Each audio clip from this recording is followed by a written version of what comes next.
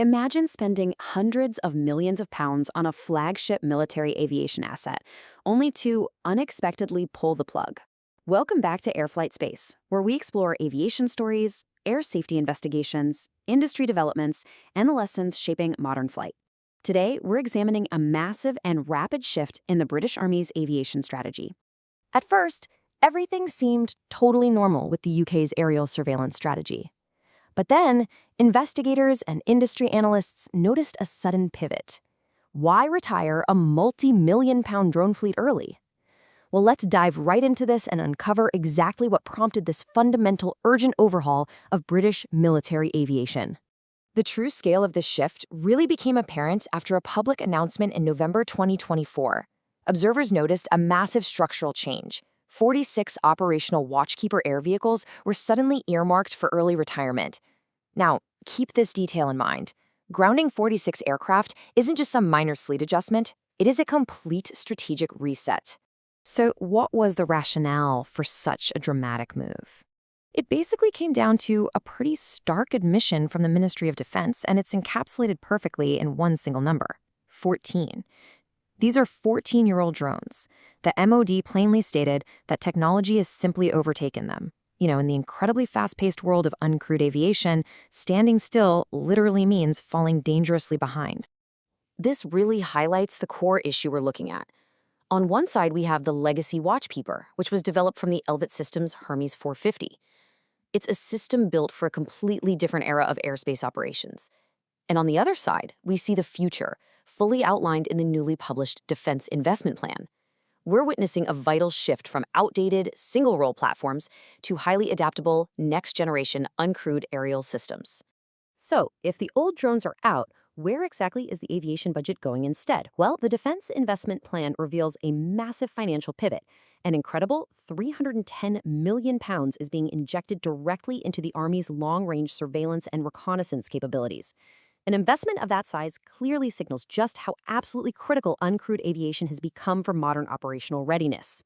The specific hardware goal tied to all that massive funding is designated as Project Corvus.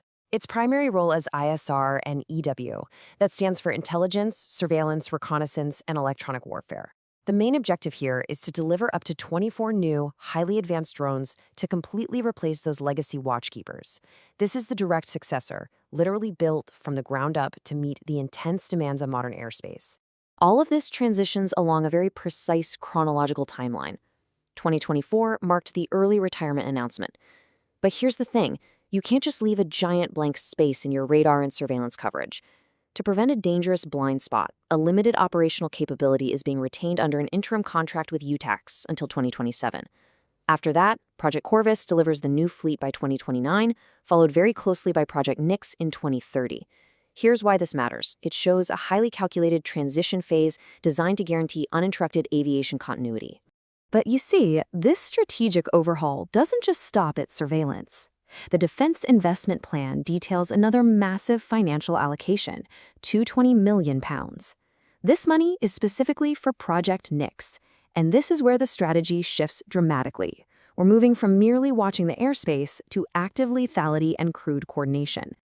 To really grasp what Project Nyx is all about, we need to understand a complex emerging military aviation concept, the autonomous adjunct. Think of it like an uncrewed robotic wingman. These highly advanced drones will operate autonomously alongside and directly support traditional crewed aircraft. In this case, specifically the Army's Boeing AH-64E Apache attack helicopters.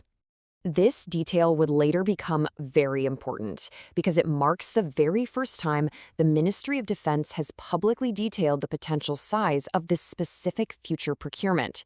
Project Nyx actually aims to deliver up to 24 armed autonomous drones by 2030. It's a total reimagining of how an attack helicopter squadron is going to operate in hostile skies. So, the obvious question is, who is actually going to build this thing? The NOD has officially shortlisted 4 major bidders for the critical flight demonstration phase. We've got Anduril Industries, BAE Systems paired up with Certo Aerospace, Techover, and Thales UK. These aerospace heavyweights are actively competing right now to bring this autonomous adjunct technology from the drawing board into reality. And the strategic escalation in the skies continues. Another £50 million is being allocated for what are called air-launched effects. Basically, this means utilizing swarms of small drones that can be launched midair from a wide range of both crewed and uncrewed motherships. It's a fascinating, ultra-modern tactic designed to completely overwhelm airspace defenses and massively expand the effective reach of the launching aircraft. Compounding that airborne lethality is an additional investment of at least £210 million. This specific rapid-fire funding is directed squarely at low-cost, long-range, one-way munitions and attack drones. The sheer volume of money pouring into unmanned, expendable aviation assets is a massive departure from traditional aircraft procurement. Now, of course, you can't just buy hundreds of new, highly advanced autonomous drones without having the proper infrastructure to manage them safely and effectively, right? That's exactly why another £310 million is being invested in a brand new Uncrewed Systems Centre. This facility is strictly designed to coordinate all of these new platforms with industry, partners, and our international allies.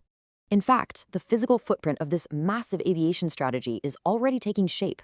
The mod recently opened its Drone Tech's facility over in Swindon, Wiltshire. This facility was established with a singular, extremely urgent focus to rapidly develop and field these next-generation flying capabilities. So why the total urgent overhaul of British Army aviation? Sam V, the CEO of Scios Aerospace, really sums it up perfectly. He states, "The lessons from Ukraine and the recent Middle East conflict are clear. Modern combat is based on high volumes of uncrewed drones operating in concert with traditional crewed forces. This became a key lesson for military strategists everywhere. Adapt to the new reality of the skies or face obsolescence."